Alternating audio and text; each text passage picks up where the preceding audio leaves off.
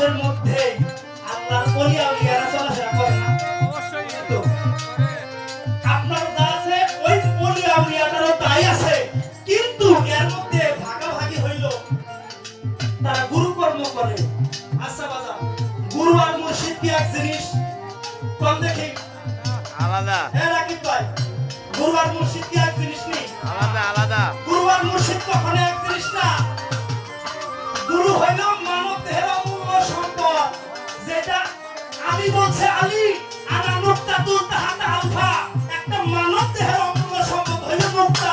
এই নুক্তাই হইল মানব দেহের শক্তি, যেটাকে বাংলা ভাষায় বলা হয় বীজ।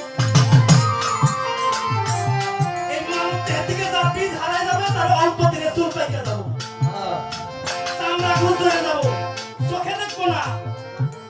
তাই এই মানব দেহের যদি যে ঠিক রাখতে পারলো তার মতো জ্ঞানী সে